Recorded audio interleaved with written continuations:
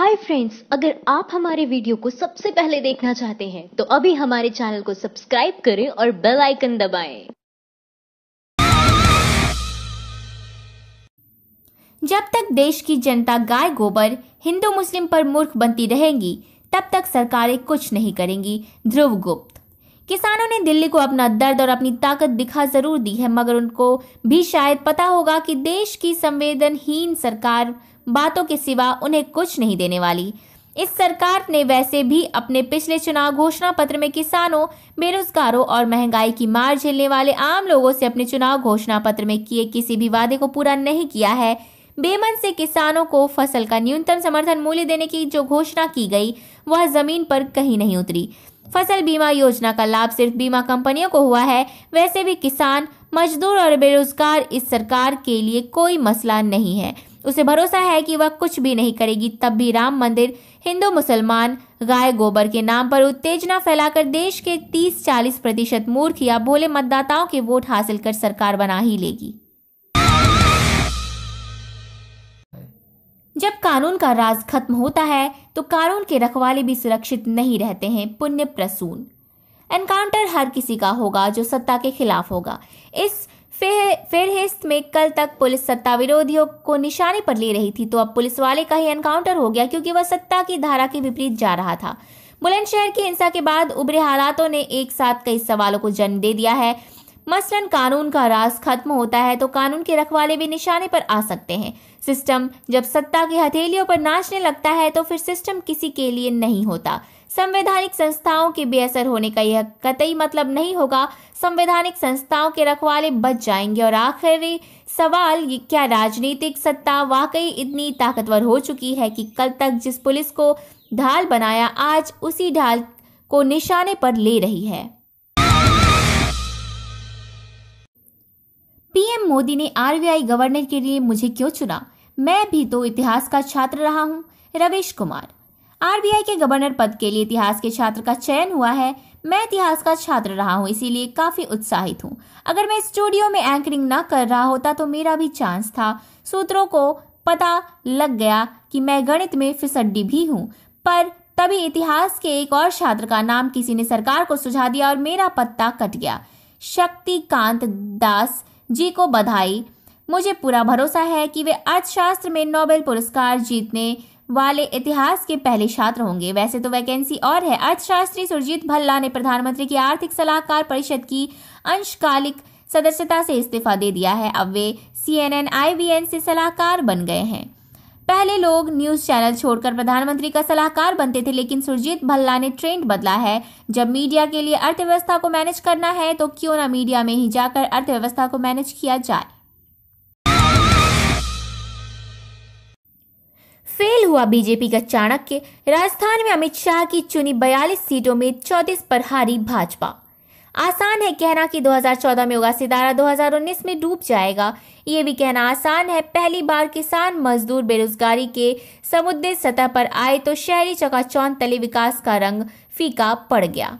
मध्य प्रदेश के इंदौर और भोपाल सरीखे शहरी इलाकों में भी बीजेपी को जनता ने मात दे दी, जहां की सीट और कोई नहीं, अमित शाह ही तय कर रहे थे। और राजस्थान में जहां जहां वसुंधरा को धूल चटाने के लिए मोदी शाह की जोड़ी गई, वहां वहां वसुंधरा ने किला बचाया। और जिन 42 सीटों को दिल्ली में बैठकर अमित शाह ने तय किया, उनमें से 34 सीटों पर बीजेपी की हार हो गई। तो क्या वाकई 2014 की जीत के नशे में 2019 की जीत तय करने के लिए बीजेपी के 3 मुख्यमंत्रियों का बलिदान हुआ, या फिर कांग्रेस ने वाकई पसीना बहाया और जमीनी स्तर पर जुड़े कार्यकर्ताओं को महत्ता देकर अपने आला कमान के पिरामिड को इस बार पलट दिया? यानी ना तो पैराशूट उम्मीदवार और ना ही बंद कमरों के निर्णयों को महत्व। अब भारत पाकिस्तान आपस में कभी नहीं लड़ेंगे। इमरान खान लोग बोले, फिर हमारे नेता कैसे चुनाव लड़ेंगे? पाकिस्तान के प्रधानमंत्री इमरान खान ने बुधवार को करतारपुर में गुरुद्वारा दरबार साहिब को भारत से जोड़ने वाले बहुप्रतीक्षित गलियारे की आधारशिला रखी। इस दौरान भारत की ओर से केंद्रीय मंत्री हरदीप सिंह पुरी, हरसिमरत कौर और नवजोत सिंह सिद्धू भी मौजूद थे। इस मौके पर पाकिस्तान के प्रधानमंत्री इमरान खान ने कहा कि भारत के साथ रिश्ते मजबूत करने की इच्छा जाहिर करते हुए कहा कि मैं हिंदुस्तान के साथ मजबूत दोस्ती चाहता हूं। हम करतारपुर में सभी सुविधाएं देंगे। हम फ्रांस और जर्मनी की तरह एक हो सकते हैं। हम दोनों के बीच की जंजीरें तोड़ेंगे, जिससे दोनों देशों के बीच व्यापार शुरू होगा। इमरान खान ने कहा कि दोनों देशों के नागरिक शांति चाहते हैं और यह केवल नेतृत्व है जिसे मिलकर काम करना है। अब भारत पाकिस्तान आपस में कभी नहीं लड़ेंगे, हम दोनों मुल्क मिलकर गरीबी से लड़ेंगे। 2019 का चुनाव आसान नहीं, क्या इसीलिए बीजेपी को बुलंदशहर हिंसा का सहारा लेना पड़ रहा है? शिवसेना। बुलंदशहर के स्याना गांव में हुई हिंसा और इंस्पेक्टर सुबोध कुमार की हत्या के बाद सूबे की बीजेपी सरकार जहां विपक्ष के निशाने पर है, वहीं बीजेपी के सहयोगी भी इसे लोकसभा चुनावों से पहले ध्रुवीकरण के लिए की गई पूर्व नियोजित साजिश बता रहे हैं। महाराष्ट्र में बीजेपी की सहयोगी शिवसेना ने पूछा है कि क्या यह 2019 चुनावों से पहले धार्मिक ध्रुवीकरण की कोशिश है। शिवसेना के मुखपत्र सामना ने अपने संपादकीय में लिखा, अब 2019 के लोकसभा चुनाव के नगाड़े बजने लगे हैं। यह चुनाव हमारे लिए आसान नहीं, ये बात सत्ताधारी बीजेपी की समझ में आ गई है। इसी वजह से हमेशा वाला धार्मिक ध्रुवीकरण का हथियार इस्तेमाल तो नहीं किया जा रहा। सामना ने आगे लिखा, दिल्ली में सत्ता की चाबी 80 सीटों वाले उत्तर प्रदेश से होकर जाती है, लेकिन 2014 के 71 सीटों वाले रिकॉर्ड को दोहराना मुश्किल है। ऊपर से सारे विरोधी एक हो गए हैं। बीजेपी सांसद सावित्रीबाई फूले ने पार्टी छोड़ी, क्या यह 2019 से पहले मोदी लहर का अंत है? लोकसभा चुनाव से पहले ही बीजेपी की साख खतरे में नजर आने लगी है। बीजेपी के कई सांसद और विधायक पार्टी से दूरी बनाते दिखाई दे रहे हैं। इसी फेहरिस्त में अब बहराइच से सांसद सावित्रीबाई फूले का नाम जुड़ गया है। उन्होंने बीजेपी से इस्तीफा दे दिया है। दलित समाज से आने वाली फूले ने अपने इस्तीफे का ऐलान लखनऊ में आयोजित एक प्रेस कॉन्फ्रेंस के दौरान किया। फूले कई मुद्दों को लेकर बीजेपी से नाराज चल रही थी। उन्होंने इस्तीफा देने के साथ ही बीजेपी पर एक बार फिर हमला बोला। उन्होंने आरोप लगाया कि बीजेपी समाज में बंटवारे की साजिश कर रही है। इस दौरान उन्होंने यह भी साफ किया कि वह अब कभी बीजेपी में वापस नहीं लौटेंगी और अपने कार्यकाल तक वह सांसद बनी रहेंगी। बुलंदशहर हिंसा, आईजी ने इंस्पेक्टर पर नहीं गाय पर जताई चिंता। सिब्बल बोले, अब इंसानी जिंदगी से ज्यादा कीमती गाय है। बुलंदशहर हिंसा को लेकर पुलिसिया कार्रवाई पर उठ रहे सवालों के बीच यूपी के इंस्पेक्टर जनरल राम कुमार ने कहा कि उनकी प्राथमिकता हिंसक वारदातों में शामिल लोगों को पकड़ने से ज्यादा गौ हत्या करने वालों को बेनकाब करना है। बातचीत के दौरान आईजी ने कहा, हम सिर्फ सबूतों के आधार पर ही कार्रवाई कर सकते हैं, हमें फॉरेंसिक जांच करनी है। अभी यह साफ नहीं हो पाया है कि इंस्पेक्टर सुबोध या सुमित को गोली किसने मारी। इसके बाद आईजी ने कहा, लेकिन गौ हत्या के पीछे कौन है, इस षड्यंत्र के पीछे कौन है, यह बड़ा सवाल है, ना कि बिना फॉरेंसिक सबूत के वीडियो में शामिल लोगों को पकड़ना। आईजी के इस बयान पर कांग्रेस के वरिष्ठ नेता एवं पूर्व केंद्रीय मंत्री कपिल सिब्बल ने तीखी प्रतिक्रिया दी। उन्होंने कहा कि आईजी के बयान से उनकी प्राथमिकता का पता चलता है। अब ऐसा वक्त आ गया है जहां इंसानी जिंदगी से ज्यादा कीमती गाय है। 15 साल बाद छत्तीसगढ़ में ढहा बीजेपी का किला, भारी बहुमत के साथ कांग्रेस बना रही है सरकार। 5 राज्यों की विधानसभा के लिए मतगणना अभी भी जारी है, लेकिन छत्तीसगढ़ में 15 सालों में सत्ता में रही भाजपा के लिए अब सत्ता से विदाई तय हो गई है। छत्तीसगढ़ से आए रुझानों के अनुसार राज्य में कांग्रेस पार्टी ने बहुमत पर अपनी पकड़ बना ली है। कांग्रेस पार्टी छत्तीसगढ़ की 90 सीटों में से 64 सीटों पर जीत दर्ज करती हुई नजर आ रही है। छत्तीसगढ़ में बीजेपी 15 सालों से सत्ता में रही है। इन विधानसभा चुनाव में भाजपा को राज्य की लगभग 25 सीटों का नुकसान होने का अनुमान है। साथ ही छत्तीसगढ़ में भाजपा की महज 18 सीटों पर सिमटने उम्मीद की है। बता दें कि मध्य प्रदेश, राजस्थान, छत्तीसगढ़, तेलंगाना और मिजोरम में हुए विधानसभा चुनाव के लिए वोटों की गिनती जारी है। शुरुआती रुझानों के मुताबिक मध्य प्रदेश, छत्तीसगढ़ और राजस्थान में कांग्रेस बीजेपी से काफी आगे नजर आ रही है। भाजपा की बुरी हार पर बोली ममता बनर्जी, ये 2019 की झांकी है, बीजेपी के अंत की शुरुआत हो गई है। 5 राज्यों के विधानसभा चुनाव नतीजों ने पूरे देश में हलचल पैदा कर दी है।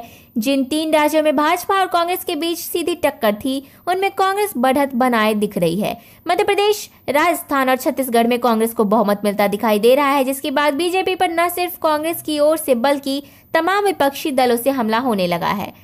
तृणमूल कांग्रेस की सुप्रीमो ममता बनर्जी ने इसे 2019 की झांकी बताया है और कहा है कि बीजेपी के अंत की शुरुआत हो गई है। दरअसल लोकसभा चुनाव के कुछ ही महीने पहले हुए इन विधानसभा चुनाव की महत्ता इसीलिए भी बढ़ जाती है कि इनमें जीतने वाला लोकसभा चुनाव में मनोवैज्ञानिक बढ़त हासिल करेगा। 2014 में भाजपा को मिली बड़ी जीत के पीछे 2013 में इन 3 राज्यों में विधानसभा चुनाव जीतना एक बड़ी वजह थी। भाजपा विधायक बोले, अयोध्या में राम मंदिर बनवाने में फेल रही है बीजेपी, इसीलिए 5 राज्यों में हारे चुनाव। बलिया के बैरिया से भाजपा विधायक सुरेंद्र सिंह ने कहा है कि भाजपा शासित राज्यों में भाजपा की हार का कारण सवर्णों के खिलाफ SC/ST एक्ट लाना और अयोध्या में अभी तक राम मंदिर का निर्माण न होना है। सुरेंद्र सिंह के अनुसार भाजपा में राम मंदिर न बनाकर जनता से वादा खिलाफी की है। साथ मोदी सरकार द्वारा संसद में SC/ST एक्ट पर सुप्रीम कोर्ट के फैसले को पलटने के कारण भी भाजपा को सवर्णों के गुस्से का सामना करना पड़ रहा है। सुरेंद्र सिंह ने यह बयान सोमवार को बैरिया तहसील क्षेत्र में आयोजित सामूहिक विवाह कार्यक्रम के दौरान पत्रकार वार्ता में दिया है। उन्होंने कहा है कि प्रधानमंत्री नरेंद्र मोदी के काम और ईमान पर भले हम जुट जाएंगे, लेकिन यदि हार होती है तो निश्चित ही SC/ST एक्ट मां गंगा का बेटा वाराणसी छोड़ पटना या अहमदाबाद से लड़ेगा 2019 का लोकसभा चुनाव, क्या यह भी जुमला था? प्रधानमंत्री नरेंद्र मोदी ने 2014 लोकसभा चुनाव जीतने के लिए बनारस रैली में ये कहा था कि मैं यहाँ आया नहीं हूँ, बल्कि मुझे तो मां गंगा ने बुलाया है, और ये भी दावा किया था कि बनारस को आने वाले दिनों में क्योटो बना देंगे। लेकिन चुनाव जीतने के बाद बनारस में ना ही मां गंगा का बेटा कहीं दिखा और क्योटो तो दूर, बनारस पहले से भी बदतर हो गया है। ऐसे में आगामी 2019 में होने वाले लोकसभा चुनाव में शायद PM मोदी बनारस छोड़ सकते हैं। अखबार में यह दावा किया गया है कि PM मोदी 2019 का लोकसभा चुनाव बनारस छोड़ पटना या अहमदाबाद से लड़ सकते हैं। उनका यह भी कहना है कि इसके लिए बीजेपी के साथ साथ संघ ने भी जमीन तैयार करना शुरू कर दिया है। बिहार में हार से NDA में मची रार, चिराग पासवान बोले, यही हाल रहा तो 2019 नहीं जीत पाएगी बीजेपी। बिहार में लोकसभा की 1 और विधानसभा की 2 सीटों पर हुए उपचुनाव के परिणाम से राजग में खलबली मच चुकी है। तेजस्वी यादव के नेतृत्व में राजग ने अररिया लोकसभा सीट और जहानाबाद विधानसभा सीट शानदार प्रदर्शन करते हुए जीत हासिल की। वहीं भभुआ विधानसभा सीट पर भाजपा ने अपना कब्जा कायम रखा। उत्तर प्रदेश की 2 लोकसभा सीट पर हुए उपचुनाव के परिणामों में भी बीजेपी को निराश किया। CM योगी अपना गढ़ भी नहीं बचा पाए। बीजेपी फूलपुर और गोरखपुर दोनों सीट हार गई। इस हार ने बीजेपी के लिए मुसीबत खड़ी कर दी है। पार्टी नेताओं ने और सहायक पार्टियों के नेताओं ने शीर्ष नेतृत्व सवाल खड़े करना शुरू कर दिया है। लोक जनशक्ति पार्टी अध्यक्ष रामविलास पासवान के बेटे चिराग पासवान ने बीजेपी के खराब प्रदर्शन को लेकर रोष जाहिर किया है।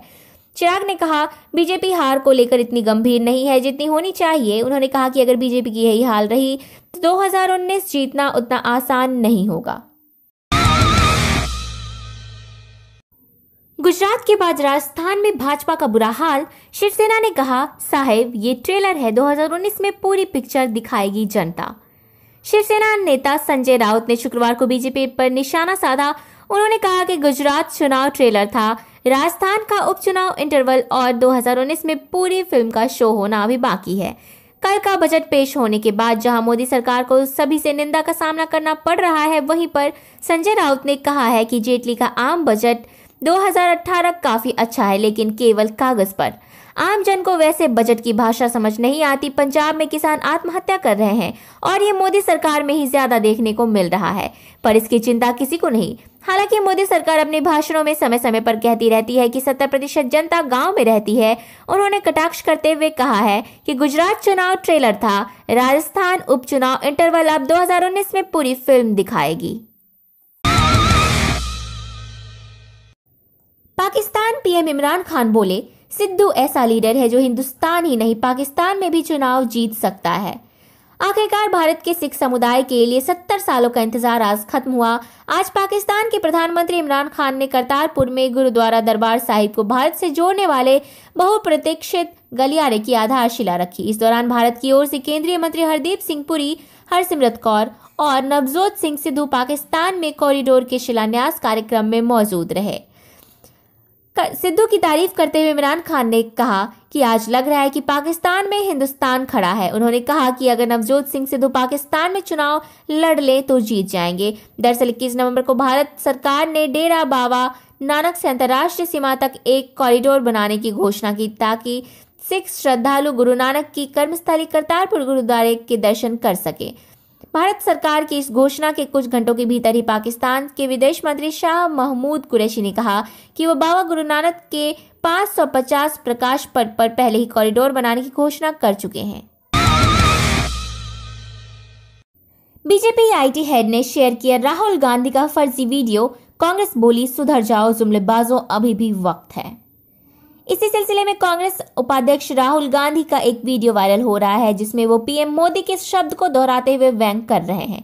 दरअसल राहुल गांधी गुजरात के पाटन में एक जनसभा में टाटा नैनो का जिक्र कर रहे थे और सवाल पूछ रहे थे कि गुजरात में पीएम मोदी ने टाटा नैनो का प्लांट लगवाया, मगर आज पूरे गुजरात में टाटा नैनो नजर नहीं आती है। इस बात जवाब पीएम मोदी को देना चाहिए। उन्होंने किसानों की समस्या बताते हुए कहा, पीएम मोदी ने कहा था ऐसी मशीन लगाऊंगा कि एक साइड से आलू डालेंगे और दूसरी साइड से सोना निकलेगा, इस साइड से आलू घुसेगा और दूसरी साइड से सोना निकलेगा, इस साइड से आलू डालो उस साइड से सोना निकलेगा, इतना पैसा बनेगा कि आप समझ नहीं पाओगे कि क्या करें। राहुल गांधी के सिर्फ इतने ही भाषण का हिस्सा अब वायरल हो चला है। भाषण में उन्होंने कहा कि ये मेरे शब्द नहीं है, नरेंद्र मोदी जी के शब्द हैं ये। नोटबंदी आजाद भारत का सबसे बड़ा घोटाला, जिसमें जमकर काला धन सफेद किया गया, देश को लूटा गया, संजय सिंह।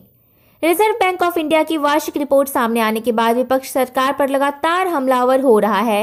रिजर्व बैंक के अनुसार नोटबंदी के दौरान अमान्य किए 500 और 1000 के 99% नोट वापस बैंकों में आ चुके हैं। नोटबंदी में फेल होने पर मोदी सरकार पर हमलावर आम आदमी पार्टी के नेता संजय सिंह ने कहा कि आरबीआई की रिपोर्ट आने के बाद वह बात साबित हो गई है जो आम आदमी पार्टी द्वारा नोटबंदी के वक्त व्यक्त की गई थी।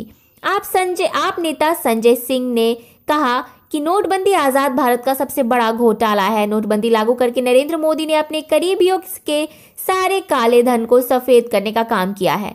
सरकार ने नोटबंदी लागू कर देश की अर्थव्यवस्था को जोरदार झटका और फटका देने का काम किया है। समय के साथ भाजपा का नोटबंदी का सच सबके सामने आ जाएगा। योगी राज बना मासूम बच्चों की मौत का काल, गोरखपुर के बाद बहराइच में 7 बच्चों की मौत। गोरखपुर में अस्पताल प्रशासन की खामियों के कारण 70 से अधिक बच्चों की मौत का मामला अभी ठंडा नहीं हुआ था कि उत्तर प्रदेश के बहराइच से डायरिया से 7 बच्चों की मौत की खबर आई है। समस्त भारत फिलहाल बाढ़ की चपेट में है। असम, बंगाल, बिहार, गुजरात, राजस्थान और उत्तर प्रदेश में बाढ़ के कारण करोड़ों लोगों की जिंदगी खतरे में है। उत्तर प्रदेश में तो बाढ़ के कारण संक्रामक रोग भी फैलने लगे हैं। बहराइच में लोग डायरिया के प्रकोप में हैं। यहाँ के अब तक डायरिया के कारण लगभग 7 बच्चों की मौत हो चुकी है, जबकि 200 से ज्यादा लोग बीमार हैं। क्षेत्र के स्वास्थ्य अधिकारी ने बताया कि बीमारी फैलने में हुई लापरवाही की जांच होगी। डायरिया के कारण हुई 7 बच्चों में एक नवजात भी है। गौरतलब हो कि कुछ दिन पूर्व ही गोरखपुर के बीआरडी अस्पताल में प्रशासन की नाकामी के कारण करीब 70 बच्चों की जान चली गई थी। 5 राज्यों में बीजेपी की हार के बाद यूपी में लगी होर्डिंग, जुमलेबाज का नाम मोदी वर्सेस हिंदुत्व का ब्रांड योगी। 5 राज्यों के चुनाव में प्रधानमंत्री नरेंद्र मोदी के नेतृत्व में बीजेपी को मिली करारी शिकस्त के बाद यूपी की राजधानी लखनऊ में उत्तर प्रदेश नवनिर्माण सेना ने मोदी हटाओ योगी लाओ की होर्डिंग्स लगाई है। इन होर्डिंग पर प्रधानमंत्री नरेंद्र मोदी को हटाए जाने की बात लिखी गई। साथ ही उत्तर प्रदेश के मुख्यमंत्री योगी आदित्यनाथ को देश का नया प्रधानमंत्री बनाने की मांग की गई है। होर्डिंग्स में प्रधानमंत्री नरेंद्र मोदी को जुमलेबाज बताया गया है। होर्डिंग्स में मोदी की तस्वीर को नीचे राम मंदिर निर्माण के नाम पर हिंदुओं से धोखा, SC/ST एक्ट के सवर्णों पर चाबुक, धारा 370 और जनसंख्या नियंत्रण पर चुप्पी, कश्मीरी पत्थरबाजों पर से मुकदमे की वापसी, नोटबंदी से 150 लोगों की मौत, गौरक्षकों को गुंडों की उपाधि, GST से व्यापारियों की तबाही और सत्ता में आते ही मुस्लिम तुष्टीकरण जैसे स्लोगन लिखे हैं। 5 राज्यों का जनादेश बताता है कि देश जुमलों से नहीं चलता, क्योंकि सवाल मंदिर का नहीं पेट का है। पुण्य प्रसून। आसान है कहना कि 2014 में उगा सितारा 2019 में डूब जाएगा। ये भी कहना आसान है पहली बार किसान, मजदूर, बेरोजगारी के मुद्दे सतह पर आए तो शहरी चकाचौंध तले विकास का रंग फीका पड़ गया। ये कहना भी आसान है कि बीजेपी आंकड़ों के लिहाज से चाहे विस्तार पाती रही, लेकिन अपने ही दायरे में इतनी सिमटी कि मोदी शाह जेटली से आगे देख नहीं पाई। और ये भी कहना आसान है कि साल भर पहले कांग्रेस की कमान संभालने वाले राहुल गांधी ने पप्पू से राहुल के सफर को जिस परिपक्वता के साथ पूरा किया, उसमें कांग्रेस के दिन बहुरने दिखाई देने लगे। लेकिन सबसे मुश्किल यह है कि अब ये समझना है कि जिस लोकतंत्र की धज्जियां दिल्ली में उड़ाई गई, उसके छांव तले राजस्थान, छत्तीसगढ़ और मध्य प्रदेश कैसे आ गए। और अब क्या 2019 के फेर में लोकतंत्र और ज्यादा लहूलुहान होगा, क्योंकि जहां जहां दांव पर दिल्ली थी, वहां वहां सबसे बुरी हार बीजेपी की हुई। हार्दिक ने 5 राज्यों के चुनाव नतीजों के बाद भी ईवीएम पर भरोसा करने से किया इनकार। हिंदी पट्टी के 3 राज्यों में बीजेपी की हार के बाद इलेक्ट्रॉनिक वोटिंग मशीन पर हो रही चर्चा काफी हद तक गायब हो गई है। चुनाव के दौरान कई जगहों से आई ईवीएम में गड़बड़ी की खबरों के बावजूद कांग्रेस नेता जीत के बाद इस पर सवाल उठाते नजर नहीं आ रहे हैं। हालांकि कांग्रेस नेताओं ने तेलंगाना के चुनावी नतीजों के बाद ईवीएम पर सवाल जरूर खड़े किए, लेकिन अन्य किसी भी चुनावी राज्य में नतीजों के बाद ईवीएम को लेकर कोई चर्चा नहीं हुई। इस बीच गुजरात के पाटीदार आंदोलन के नेता हार्दिक पटेल ने कांग्रेस को जीत की बधाई देते हुए ईवीएम पर भरोसा न करने की बात कही। उन्होंने ट्वीट कर लिखा, 5 राज्यों के विधानसभा चुनाव के नतीजों के बाद भी मैं ईवीएम पर भरोसा नहीं करता। कांग्रेस पार्टी को जीत की हार्दिक शुभकामनाएं देता हूं। इसके साथ ही उन्होंने कांग्रेस अध्यक्ष राहुल गांधी को आगामी लोकसभा चुनाव में प्रधानमंत्री नरेंद्र मोदी का कड़ा प्रतिद्वंदी बताया। नोटबंदी की तरफदारी करने वाले को आरबीआई गवर्नर बनाया, अब वो आरबीआई को भी बर्बाद कर देगा। आरबीआई के गवर्नर पद से उर्जित पटेल द्वारा अचानक इस्तीफे दिए जाने के बाद बीते मंगलवार को मोदी सरकार ने शक्तिकांत दास को नया आरबीआई गवर्नर नियुक्त किया है।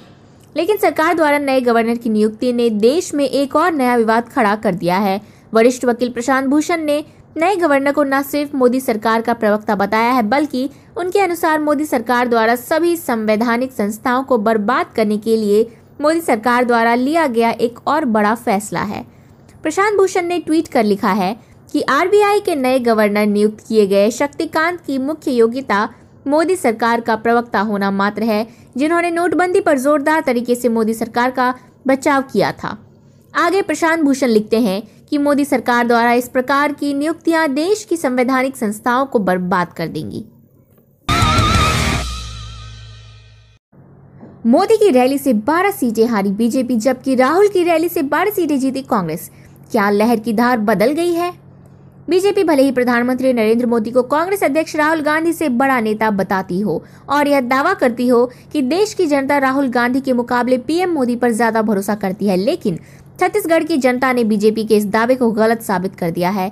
छत्तीसगढ़ में जहां भी प्रधानमंत्री नरेंद्र मोदी प्रचार के लिए गए, वहां बीजेपी को हार का सामना करना पड़ा है। वहीं इसके बरक्स राहुल गांधी की चुनावी सभाएं कांग्रेस के लिए कारगर साबित हुई है। चुनाव प्रचार के दौरान राहुल गांधी ने जहां भी जनसभाएं की, उनमें ज्यादातर जगहों पर कांग्रेस को कामयाबी मिली। वह अपनी सभाओं के दौरान जनता का विश्वास जीतने में सफल रहे। हिंदू दैनिक पत्रिका के मुताबिक प्रधानमंत्री नरेंद्र मोदी ने सूबे की 12 विधानसभा सीटों पर सभाएं की और बीजेपी को इन सभी सीटों पर हार का सामना करना पड़ा। इन सीटों में जगदलपुर, बिलासपुर, अंबिकापुर, महासमुंद और सरगुजा शामिल है। इन सीटों पर पीएम मोदी ने बड़ी जनसभाएं की थी। जनता ने कांग्रेस को 3 राज्यों में जिताकर बता दिया है कि कौन पप्पू है, कौन फेकू है। शत्रुघ्न सिन्हा।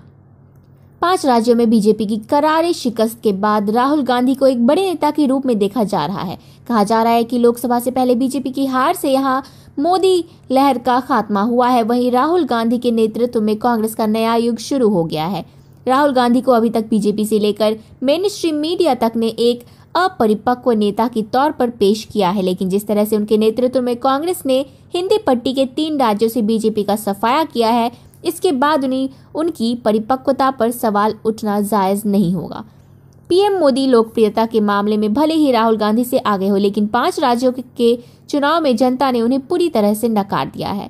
इन राज्यों में बीजेपी की हार का ठीकरा राज्य सरकारों पर फोड़कर भी पीएम मोदी को आलोचनाओं से नहीं बचाया जा सकता, क्योंकि पीएम मोदी ने इन तमाम राज्यों में जाकर जोरदार प्रचार किया था।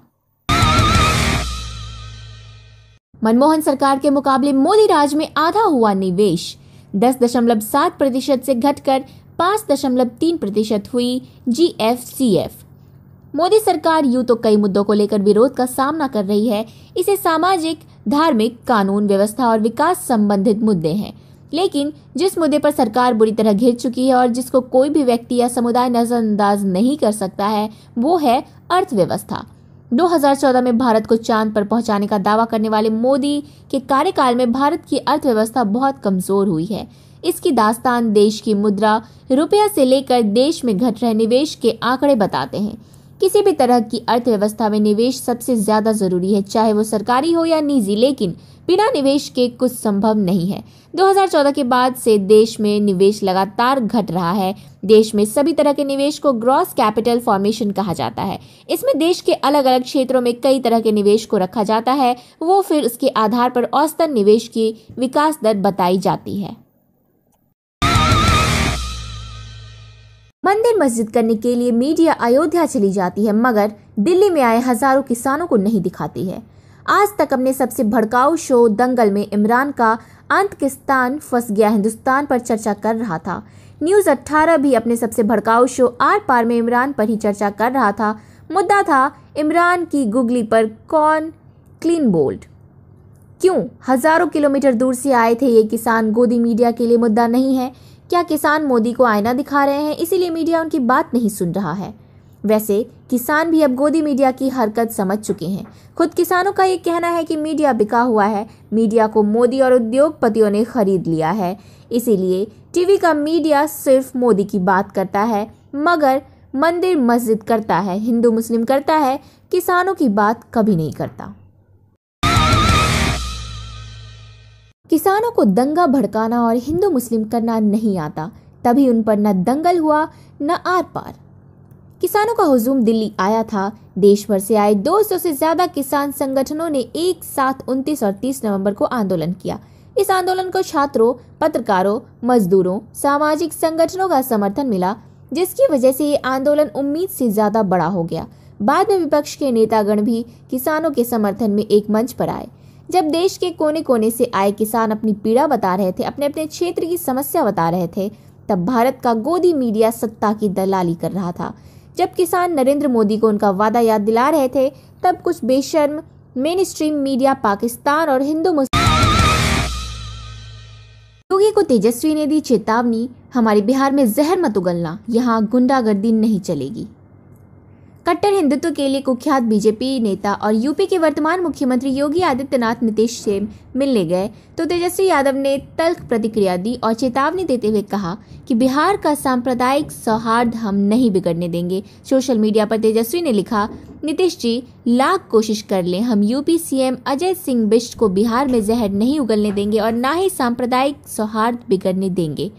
नीतीश जी बिष्ट साहब को बता दीजिएगा, बिहार गुरु गोविंद सिंह, माता सीता, बुद्ध और महावीर की धरती है, यहाँ नफरत गुंडागर्दी नहीं चलेगी। एमएलए का चुनाव हारा बीजेपी सांसद, क्या विधानसभा के बाद अब 2019 में लोकसभा भी हारेगी भाजपा? मुरैना से भाजपा सांसद अनूप मिश्रा को भी मध्य प्रदेश में हुए विधानसभा चुनाव में हार का सामना करना पड़ा है। कांग्रेस उम्मीदवार लाखन सिंह यादव ने मध्य प्रदेश की भीतरवार सीट पर अनूप मिश्रा को 12,130 वोटों से मात देकर एक बड़े अंतर से जीत हासिल की है। यह लाखन सिंह यादव की भीतरवार सीट से लगातार तीसरी बार जीत है, लेकिन इस बार लाखन सिंह यादव की यह जीत कांग्रेस के लिए और भी खास है, क्योंकि इस बार कांग्रेस उम्मीदवार का मुकाबला बीजेपी नेता अनूप मिश्रा से था, जो कि मध्य प्रदेश की मुरैना सीट से भाजपा सांसद और पूर्व प्रधानमंत्री अटल बिहारी वाजपेयी के भांजे भी हैं। साथ ही मध्य प्रदेश में अनूप मिश्रा के एक बड़े नेता के रूप में भी पहचाने जाते हैं। आपको बता दें कि साल 2014 के लोकसभा चुनावों में अनूप मिश्रा ने मध्य प्रदेश की मुरैना सीट से भाजपा के उम्मीदवार के रूप में चुनाव जीता था, लेकिन कहीं ना कहीं भाजपा सांसद का इतने बड़े अंतर से विधानसभा चुनाव में हार जाना यह दिखाता है कि देश भर में मोदी सरकार की लोकप्रियता अब घट गई है। भाजपा जीतती है तो टीवी पर संबित पात्रा आते हैं, जब हारती है तो शहनवाज हुसैन क्यों? दिलीप मंडल। 11 दिसंबर को 5 राज्यों में हुए विधानसभा चुनाव के परिणाम घोषित हुए। सभी राज्यों में बीजेपी को हार मिली है। छत्तीसगढ़ में बीजेपी को 90 में से मात्र 15 सीटों पर जीत मिली। राजस्थान की 199 सीटों में से बीजेपी मात्र 73 सीट जीत पाई है। मध्य प्रदेश की 230 सीटों में से बीजेपी 109 सीट जीत पाई है।